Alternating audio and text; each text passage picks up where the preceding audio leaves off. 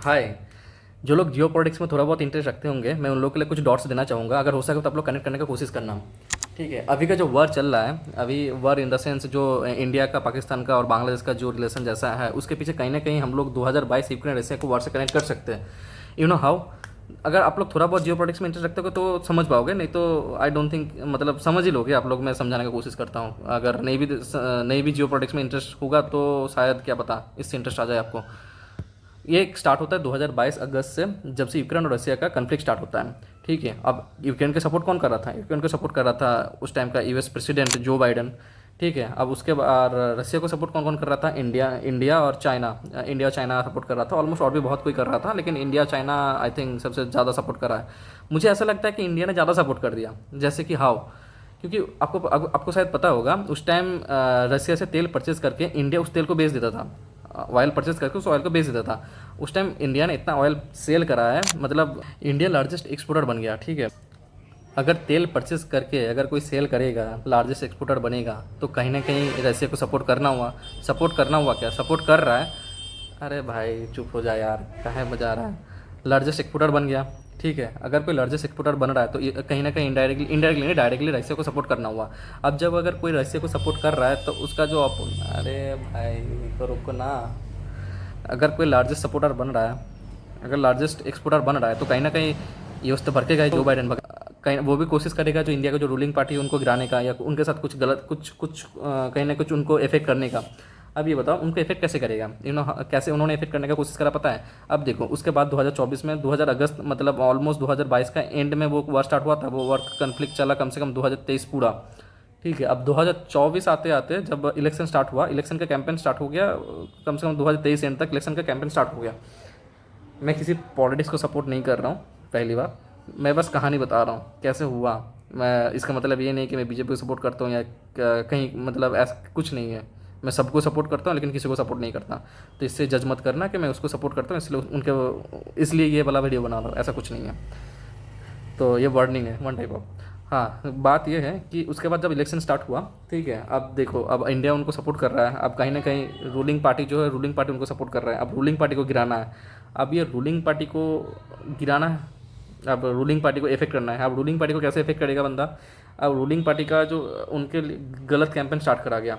ठीक है, कुछ कुछ गलत कैंपेन, अब उस टाइम को आप लोगों को पता होगा क्या क्या गलत कैंपेन चल रहा था। बहुत कोई ये कहेगा कि रूलिंग पार्टी को गिरा कैसे सकते हैं? जब वोटिंग आम आदमी करता है, जब नॉर्मल पब्लिक अगर वोट करता है, तो पब्लिक के हाथ में क्षमता है कि वो गिराए या चाहे कुछ भी करे या उसको रखे। हाँ, ये बात सही है कि पब्लिक ही उनको गिराता है, पब्लिक ही सब कुछ करता है, लेकिन पब्लिक का जो माइंड है उसको चेंज करने के पीछे कोई ना कोई टीम काम करता है। ठीक है, हर एक इलेक्शन के पीछे, मतलब हर एक जो पार्टी होता है उसके पीछे कोई ना कोई टीम होता है जो कि लोगों का माइंड से चेंज करने की कोशिश करता है। तो इसीलिए उस टाइम का जो उनको जो फाइनेंस मिलता है वो कोई टीम काम। आपको क्या लग रहा है बांग्लादेश में जो गवर्नमेंट गिराई है किसने गिराई सर? आपको क्या लग रहा है कि वो उन बच्चों ने गवर्नमेंट गिरा दी जो स्टूडेंट है सर, जिनको ढंग से अभी बैठना भी नहीं आता, जिनको ये नहीं पता कि मतलब उन्हें अपना ढंग से, अगर उनके बाप का है, उनके परदादा का है, उसके परदादा के बाप फादर का नाम पूछोगे, अपने परदादा के बाप का नाम नहीं बता पाएगा। इसने बांग्लादेश की गवर्नमेंट गिरा दी। नहीं, गवर्नमेंट गिराई है वेस्ट की किसी एजेंसी ने सर। यहाँ श्रीलंका को किसने खत्म कर दिया सर? कोई ना कोई तो एजेंसी है जिसने खत्म कर दिया। पाकिस्तान आज भीख मांग रहा है सर, 200 रुपये के जी आटा खरीद रहा है, दूध पी रहा है, 100 रुपये के जी नहीं मिल रहा। किसको खत्म किया? कोई ना कोई तो एजेंसी है सर। आज कोई काम करेगा, वो तो फ्री में काम नहीं करेगा, उनको भी फंडिंग चाहिए होता है, तो वो फंडिंग आता है कहीं ना कहीं बाहर से। ठीक है, इसका कोई प्रूफ नहीं है, मतलब मतलब प्रूफ तो इस सब का कुछ प्रूफ हो भी नहीं सकता है, ना ही ये प्रूफ कहीं आपको मिलेगा भी। जो भी हो, तो इसका कोई प्रूफ नहीं है। तो फंडिंग बाहर से आ रहा है, तो फंडिंग बाहर से आया, टीम ने टिक टक वर्क करा, तो उसके बाद सरकार गिराने का कोशिश करा गया, तो सरकार ऑलमोस्ट गिरते गिरते बच गया। मतलब गिरा नहीं, मतलब सरकार नहीं गिरा, तब गठबंधन का सरकार बनाया गया। तो जब इतना मेहनत करने के बाद भी अगर कोई फंडिंग लगा रहा है, इतना पैसा खर्च कर रहा है, उसके बाद भी अगर सरकार नहीं गिर रहा है, तो भाई कहीं ना कहीं जलन और बढ़ेगा। ठीक है, क्योंकि तुम अगर कहीं पे किसी बिज़नेस में पैसा फंडिंग कर रहे हो, उसके बाद भी अगर बिज़नेस चल नहीं रहा, तो कहीं ना कहीं तुमको भी बुरा लगेगा ना। तो वैसे उनको लगा, उनको थोड़ा सा ज़्यादा जला। उसके बाद क्या हुआ, नेबर में जो बांग्लादेश है वहाँ पे कन्फ्लिक्ट स्टार्ट हो गया। अब वो कन्फ्लिक्ट स्टार्ट हुआ ऐसे नॉर्मल छोटी मोटी चीज़ को लेकर कन्फ्लिक्ट स्टार्ट हो गया। Like how? देखो, नॉर्मली वहाँ का जो अब कन्फ्लिक्ट स्टार्ट हुआ, वहाँ का गवर्नमेंट गिर गया। अब वो अनस्टेबल हो गया थोड़ा सा। अब वहाँ पे धीरे धीरे एंटी इंडिया सब कुछ मुद्दा चलने, एंटी इंडिया मुद्दा चलने लगा, जस्ट एंटी इंडिया मुद्दा चलने लगा। अब इधर देखो, यूएस में यूएस का प्रेसिडेंट गिर गया, ठीक है। अब यूएस का प्रेसिडेंट कैसे गिराया गया कि वहाँ का जनता ने गिराया, आई डोंट नो। इट में भी ये भी हो सकता है कहीं ना कहीं, जैसे कि वो टीम क्रिएट करके काम कर रहा था, उनका टीम उतना ढंग से काम नहीं करा, क्या पता कहीं और का टीम, क्या पता इंडिया का भी हो सकता है, कहीं और टीम अच्छे से वर्क कर गया, उनका सरकार गिर गया, हो सकता है, आई डोंट नो, इट में भी पॉसिबल। तो ठीक है, ये जस्ट डॉट दे रहा हूँ, ये बस डॉट को कनेक्ट, मैं आपको डॉट को कनेक्ट करके बता रहा हूँ जस्ट, और कुछ नहीं, ठीक है। बस सरकार गिरा, जब वहाँ पे सरकार गिरा, अब बांग्लादेश का भी, बांग्लादेश को सपोर्ट कहाँ से मिल रहा था, बांग्लादेश को सपोर्ट वहीं से मिल रहा था, यूएस से सपोर्ट मिल रहा था, क्योंकि तभी ना जाकर सरकार गिरा, यूएस का हिसाब से सरकार बना, तो वहाँ का सरकार गिरा, यहाँ पे फंडिंग बंद हो गया। अब जब यहाँ पे फंडिंग बंद हुआ तो इनका भी थोड़ा बहुत हालात टाइट हो गया। अब बात ये आता है कि ये इंडिया से कहाँ कनेक्ट होता है, मतलब इंडिया अभी का जो वॉर चल रहा है, ये कनेक्शन कहाँ से मतलब मैं कैसे जोड़ रहा हूँ, जस्ट ए मिनट। उसके बाद आपने शायद सुना होगा कि पाकिस्तान भी बहुत पाकिस्तान में भी बांग्लादेश के साथ बहुत दोस्ती बढ़ा रहा है, धीरे धीरे बढ़ा रहा था, अभी भी बढ़ा ही रहा है, तो उन्होंने दोस्ती बढ़ा रहा है। अब कहीं ना कहीं जब यूएस ने फंडिंग बंद कर दिया तो कहीं ना कहीं पाकिस्तान से फंडिंग आना स्टार्ट हो गया, क्योंकि फंडिंग, बिना फंडिंग के बांग्लादेश उतना, उसके पास उतना वो उतना कैपेबल नहीं है कि वो अपने आप को फंडिंग कर ले। अब देखो फंडिंग कहाँ से आ रहा है, पाकिस्तान से। अब देखो फंडिंग कर कौन रहा है, साला भिखारी एक भिखारी को फंडिंग कर रहा है, जो कि खुद भिखारी है, ठीक है। चलो वो फंडिंग, वहाँ से फंडिंग थोड़ा बहुत आया, मतलब फंडिंग यहाँ पे जो आ रहा था, यहाँ के जो टेरर ग्रुप है, उन टेरर ग्रुप का फंडिंग आ रहा था, टेरर ग्रुप से टेरर ग्रुप को फंडिंग आ रहा था। अब वहाँ से फंडिंग आ रहा है। अब कुछ दिन पहले आप लोगों को सुनने को मिला था कि मुर्शिदाबाद में कुछ कन्फ्लिक्ट चल रहा था, जो कि हिंदुओं को भगाया जा रहा है। अब मुर्शिदाबाद में जो कन्फ्लिक्ट चल रहा था, उसके पीछे का रीज़न क्या था पता है? वक्फ बोर्ड ओनली। देखो वक्फ बोर्ड जस्ट वो एक मुद्दा है, ठीक है। उस टाइम अगर कुछ भी होता तो भी वही बड़ा मुद्दा बन जाता। तो वक्फ बोर्ड ओनली मुद्दा, और कुछ नथिंग इज़ दिस, ओके, वो और कुछ नहीं है। तो जब मुर्शिदाबाद में ये फंडा चलने लगा, उसके बाद क्या हुआ, उसके जस्ट कुछ ही दिन में हो गया पहलगाम अटैक।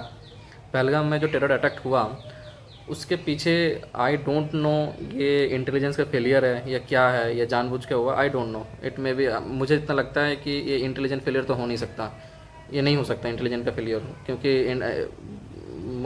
It's impossible. तो अब देखो, अब जब इंटेलिजेंस का चलो एक पल के लिए मान लेते हैं कि इंटेलिजेंस का फेलियर है, ठीक है। उसके बाद देखो तुरंत ही ऑपरेशन सिंदूर हुआ। सिंदूर में सिर्फ टेरर ग्रुप को मारा, टेरर ग्रुप का जो कैंप था उनको नष्ट कर दिया गया, मतलब उसको ख़त्म कर दिया गया। तो जब टेरर ग्रुप ख़त्म कर दिया गया, तुरंत बाद ही मुर्शिदाबाद में कन्फ्लिक्ट कैसे रुक गया, एक बार सोच के देखो। जब वहाँ पे अटैक हुआ उसके बाद ही रुक गया। आप सोचो कि मतलब देखो, अब यहाँ पे मुर्शिदाबाद में दंगा तभी बंद हुआ ना जब फंडिंग बंद हो गया। एक बंदा काम करना कब बंद करता है? जब उनको फंडिंग मिलना बंद हो जाता है। अब फंडिंग मिलना बंद हुआ, मुर्शिदाबाद में जो कन्फ्लिक्ट चला वो पूरा स्टॉप हो गया।